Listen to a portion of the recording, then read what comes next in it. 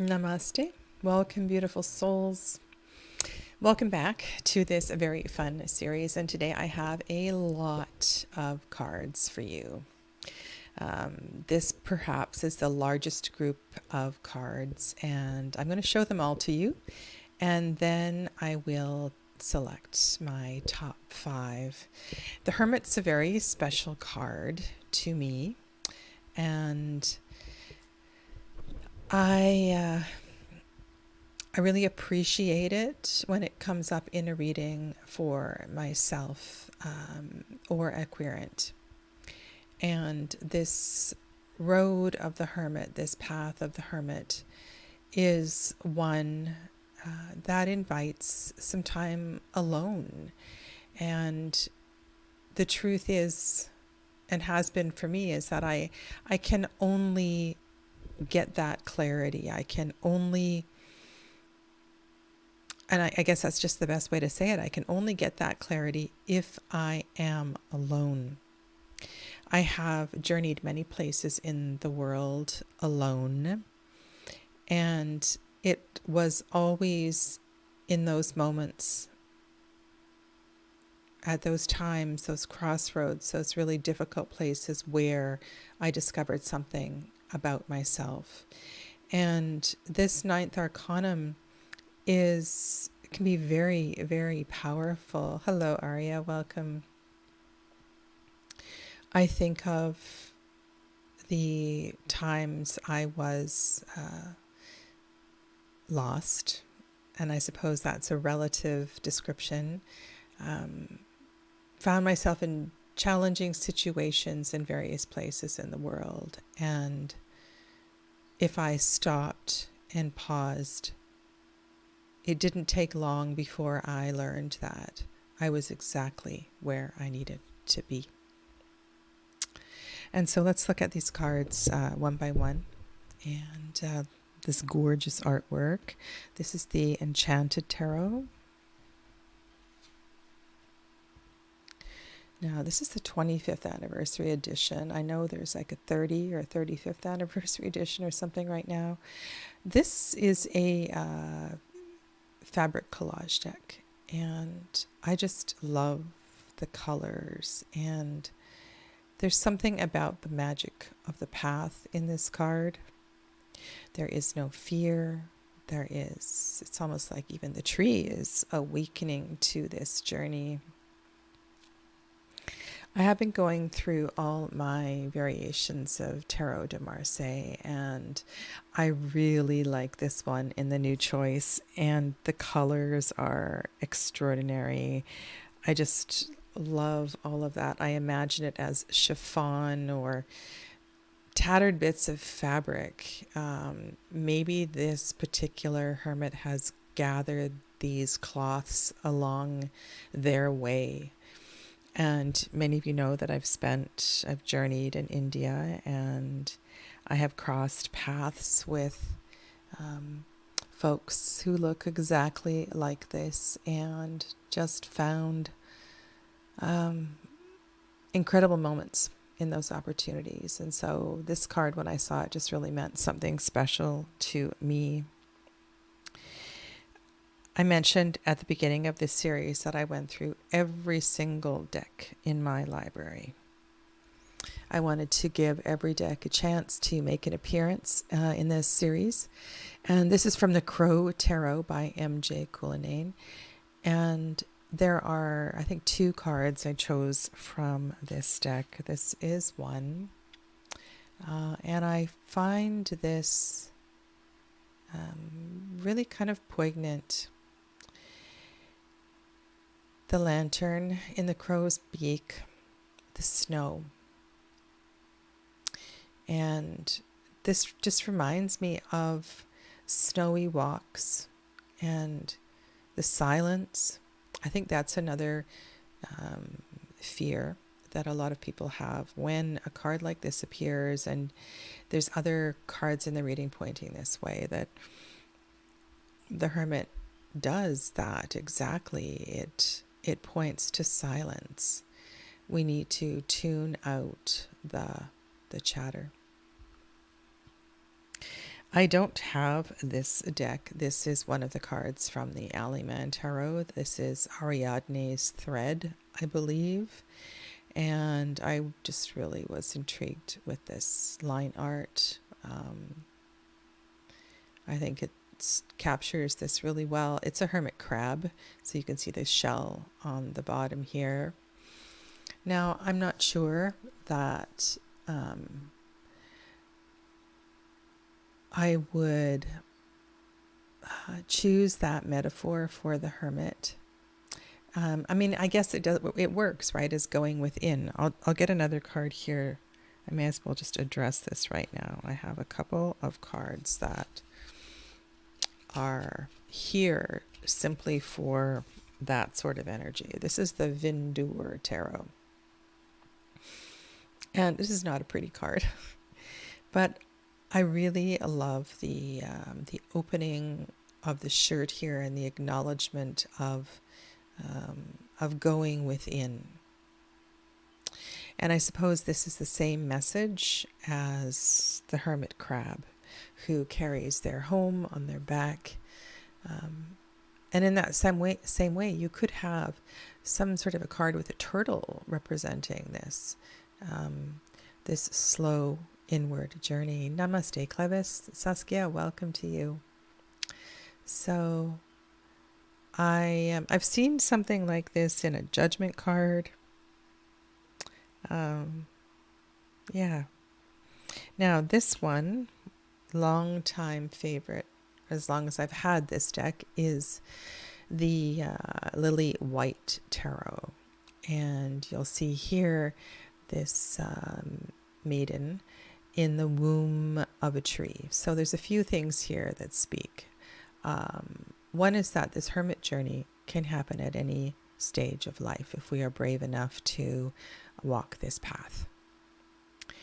And this journey within, back to the womb kind of energy really resonates with me. So she sits here alone and vulnerable and naked in the hollow of the tree, in the womb of the tree.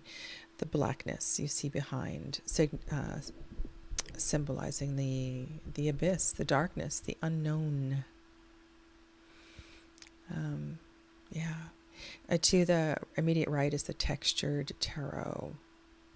And so this has, an opposite sort of energy, and more commonly this is seen as a crone, usually an old man. But I like the take here on the older woman.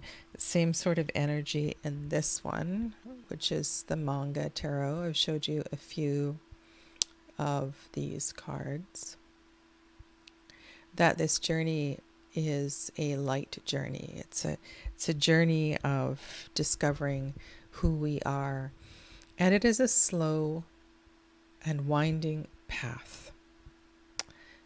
Yeah. The other piece of this, the bit of the darkness and the lantern, I often speak to in a reading, depending on where the querent wants to go, but the guru principle, guru means dispeller of darkness, and the lantern represents that, right? It illuminates what we are not seeing.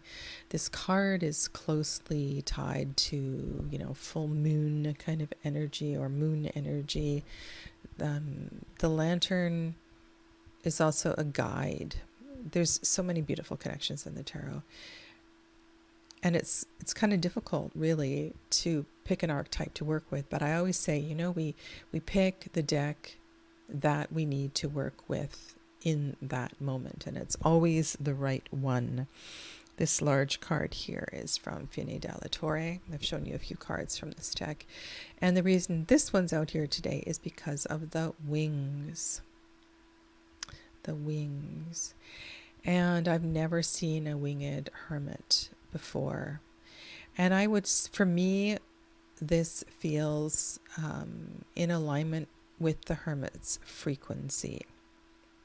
So the longer, the further, the more frequently we walk this path, the higher our frequency becomes, and the easier it becomes to walk this path. And so I can see this as enlightened being. And the two crutches. This can be really hard sometimes. When you see a guru who is not well, and you wonder, well, if they are such an enlightened being of such a high frequency, why aren't they 100% healthy? Why aren't they walking ably? Why aren't they fit? And I think I did talk about this in this series, about the tremendous amount of that these beings take on our behalf. And they also have their own paths to walk as well, too. So I really like this card. I'm going to clear these ones out of the way just because it's a lot to look at. And I do have a few more. These two are very similar. The purple one is from the Silhouette deck by Stephen Bright, which is called The Spirit Within Tarot. And on the right is the Sasarai Bito Tarot. And both of these cards, same sort of image. Alone, climb the mountain every morning, go to a high point, sit, contemplate, be in silence, perspective. So this journey of the hermit is about gaining perspective and clarity, and consistency is absolutely a part of this. And I do love, I remember being on Mount Asuka. This is in the countryside in Nara Prefecture in Japan, and I sort of imagine myself there. I was in my early 20s when I had my first sort of spiritual awakenings, and I remember being on Mount Asuka, and both of these cards remind me of that. Yeah, something more. There's a few really good cards in the Everyday Witch Tarot. This one I see myself. I was a little bit older than this at the time, but I was doing a shamanic wheel training directions. And part of the North Direction was solo fires, and this was absolutely terrifying for me. And we had to do so many solo fires until we met again. And I remember at that time there was a fire ban. And so I was in this really weird mindset of, well, this is part of my spiritual awakening and my journey, and I can responsibly go off somewhere and sit by a river and have a small fire and put it out safely, and all is going to be well. And I had all these stories in my head. It was really, really difficult. So I really appreciate this picture. And again, the discipline of the solo fire, the discipline of the solo practice. This is the fountain, and you really get a sense of the, it's very similar to this one. And then I was going to say even.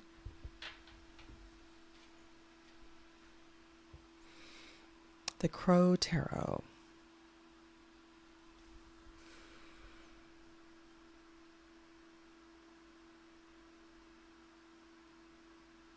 And if you've ever navigated a path in heavy snow, it can be terrifying. It can be terrifying. And of course, if you're driving, it's even more terrifying. Love those colors in the Hermit Tarot. And sometimes, I don't know if you've ever noticed this, when you're in that sort of a situation, it's almost easier to see if you turn off the light. If you're moving. Okay, I have a couple more, and I might need to zoom in for one of them. Okay, so on the left is the Chemonette Tarot. Chemonette Tarot. This card is called Time. In the center is the Primordial Tarot. And on the right is the Sun and Moon Tarot. The Sun and Moon Tarot. I have showed this card to several people who read and write, would be able to read what's going on here. And I would love to say that this is a mantra that I'm familiar with. Of course, you can read the Om, but the passage that's on the wall, I have yet to find somebody who can tell me what it's from. You know, is it from the Guru Gita? Is it a famous passage from some Vedic text? Nobody's been able to give me that answer, but this just feels, you know, I've been in the weirdest of places where there's all kinds of engravings on walls and things, and I like this one. I also like the crone energy. And in the center is the primordial, and you can see that the sadhu, I'm going to call him a sadhu, has climbed up into the into a, I guess maybe a hip socket of the skeleton of an animal. And wow, okay, that is really interesting. So is it the shoulder or is it the hip? That is something I would actually sit. I think it's the hip socket, but maybe not. Maybe, I don't know. Anyway, I love this card. At least that's what it looks like to me.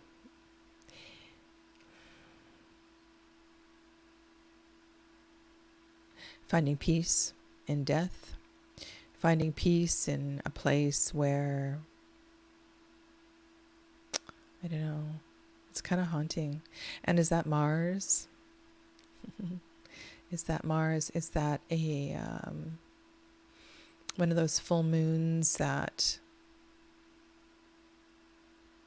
has that blood red color?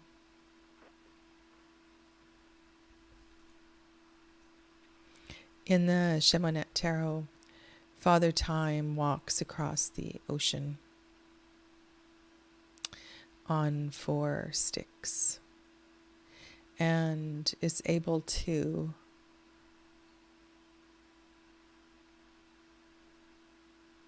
again, you know, Father Time is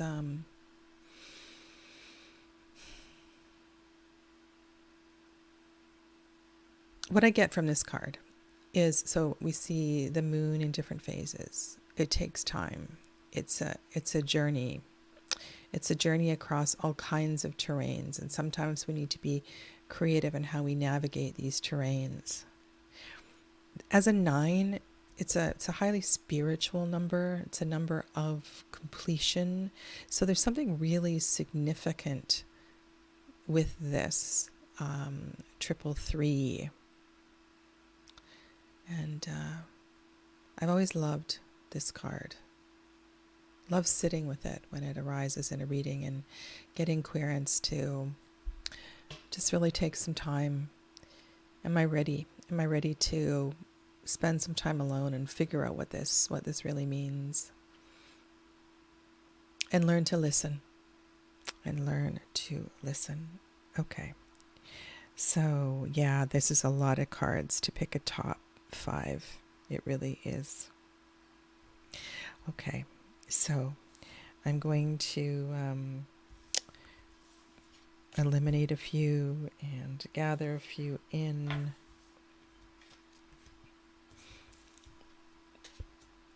What card do you like?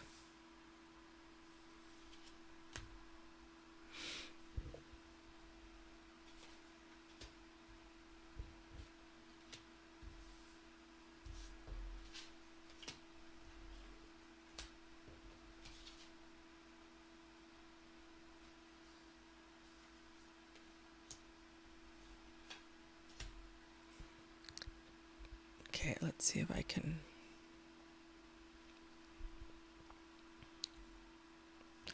One, two, 3, 4, 5, 6, 7. Okay. I need to eliminate 2. I'm going to take the manga off. And then from these 6, I will 1, 2, 3. No, that's 5. 1, 2, 3, 4, 5. There we go. There's top 5. All right, I'll tell you what they are from left to right.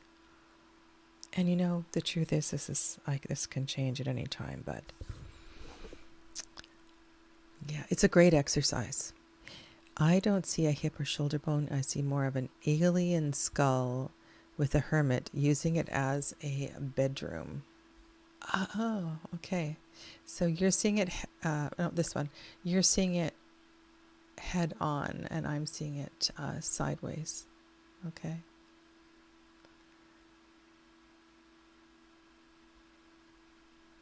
Maybe seeking to experience a larger consciousness. I like that.